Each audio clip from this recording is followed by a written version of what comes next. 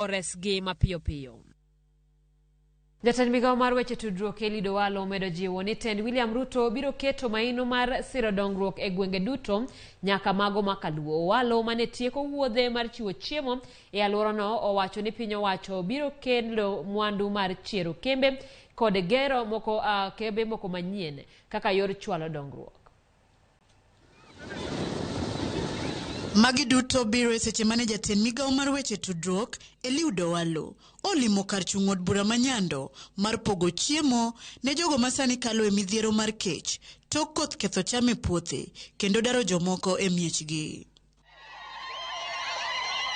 Owalo olero ni omenda mar Hustler Fund ibiro chak pogi tarik 1 dwe manyien ka ojiwo oganda mondo bed gi yie ni sirikand Ruto biro chwalo dongruok ne ji duto. Ekwadonje joma jodongo wabotieko shwa ni gope mag jopur mar niang' mane nitie idhi chul kendo factories obed Muhoroni, obed Miwani, obed Chamelil, obed Soni, wabiro ensure ni tiyo. Ewi mano owacho ni gidhi gero kambi mar mawembe kod mar loso rech e dhowedhe duto mayudore kaluo. Bende osingo ni apeini matudo dhowedhego ibiro losi. Sirikand Ruto ni wabiro gero factory mar maembe Asembo, wabiro hakikisha ni wan gi fish processing plants Usenge, Luanda Kotieno, Meu, kamora mora manie dho nam. Nitie ndara mar inge dho nam ka iluongo ni Lake Victoria Ring Road.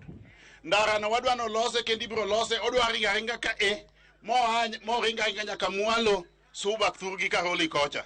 Wadwa loso ndara kamora mora mandara onego bed ni bet nitie. Weche mag pi kod teko stima bende ne omulo. Wan gi dam ka iluongo nang'owa Korusoin.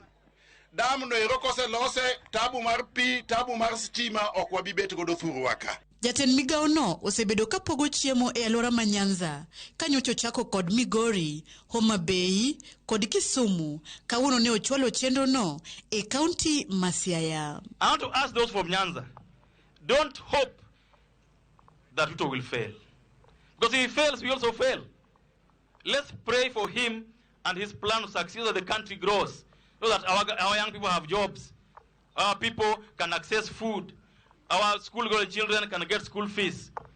The Kenya Kwanza government will serve all Kenyans indiscriminately. And in this region of Nyanza, the Kenya Kwanza government under William Ruto will ensure that the economic development blueprint that we had for Nyanza and the economic charters that we signed with the respective counties will be implemented to the letter for the benefit of the Kenyan people. Kano loso kono, omedo ni chenro mar piny owacho mar tieko kech dhi kare. Wadhi hakikisha ni wadhi yudo nu seedlings mupidho kwadhi kama koro wadhi wete gi long range mar dwe mar 4 kachacha.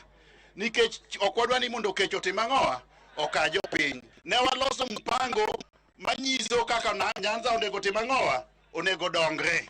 Kanoka ne wawacho ni ahero irrigation scheme nyaka wa revive mondo tim maber mondo uyud mchele kendo us mchele maber mondo uyud pesa. Jatelo no ojiwo jopiny mawuok kaluo mondo ket geno kuom piny owacho e weche mag dongruok. Millicent Adhiambo, Ramogi TV, Kisumu County.